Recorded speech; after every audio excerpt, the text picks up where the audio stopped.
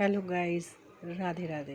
मेरे एक छोटे से छठ ब्लॉग में आप सबको स्वागत है। पता है कि बहुत लेट हो रहा है, लेकिन कुछ कर नहीं सकते। मेरा हर चीज़ हमेशा ही लेट हो जाता है। जितना ब्लॉग करने का कोशिश करती हूँ, ब्लॉगिंग करूँ, जो भी करूँ। ये छोटा सा वीडियो आप लोग लाइक कीजिएगा, सब्सक्राइब कीजिएगा, पसंद कीजिएगा। छठ मैया की आप लोगों के ऊपर बहुत कृपा होगी। और मेरा सब्सक्राइबर बढ़ने की जगह घट कैसे जा रहा पता नहीं। ऐसा होता है किस किस का, मुझे बताइएगा। ऐसा होता है क्या किसी का बढ़ जाने के बाद घटता भी है? कोई सब्सक्राइब अनसब्सक्राइब भी कर देता है।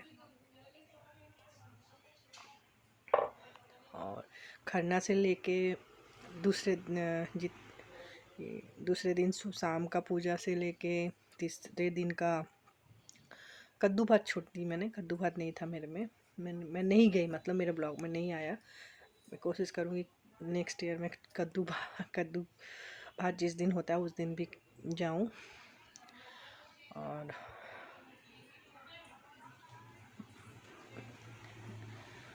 इतना भीड़ था उस दिन हमारा नदी में, और ठंड भी अच्छा ही पड़ गया था तब तक।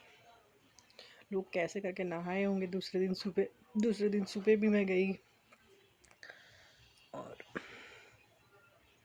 मैं मिली और मेरी देवरानी, हम तीनों गए थे। मैं साड़ी पहन के कैसे गाड़ी चला ली मैं सोच रही थी, क्योंकि मैं छठ में कोशिश की कि खरना के दिन भी साड़ी पहनी, शाम के दिन में जो अर्घ होता है उस दिन के भी साड़ी पहन के जाऊँ। और दूसरे दिन सुबह सुबह भी नहा के, भोर 3 बजे मैं शायद नहाई थी उस दिन। 3 बजे नहा के 4 साढ़े 4 बज गया था रेडी होके निकलने में। और वो जो पहला अर्घ होता है इतना औसम लगता है। वीडियो नहीं कर पाई मैं, फ़ोन ऑन वहाँ नहीं हो रहा था, क्योंकि वो माहौल मतलब अजीब, मतलब क्या बोलेंगे।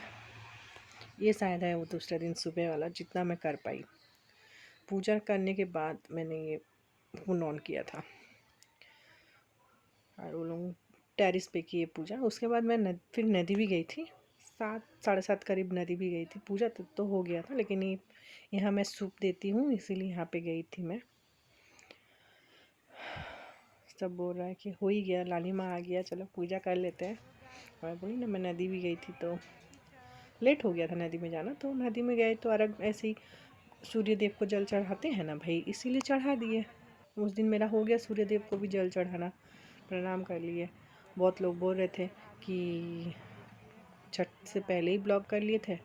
ये जो माहौल है छठ से पहले हो सकता है, ये जो माहौल है बना सकते हैं छठ से पहले। बस यही कि पूजा हो गया था और गए थे तो सूर्य देव को जल चढ़ा दिया।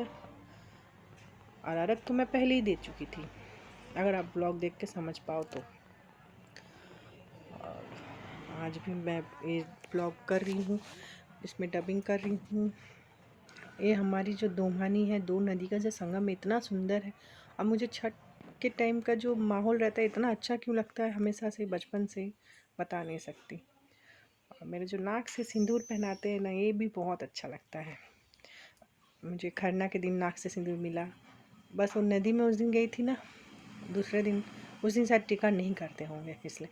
खरना के दिन और दूसरे दिन जो रात सुबह का जो अर्घ हुआ, इसमें हमें बहुत मज़ा आया, मन की शांति भी मिली। अच्छा, बहुत अच्छा लगा मुझे। पता नहीं छठ माई क्या चाहती है, सूरज देवता क्या चाहते हैं। 2025 तो बहुत ही खराब, 2023, 24, 23, 24, 25, अब 26 लगने वाला है।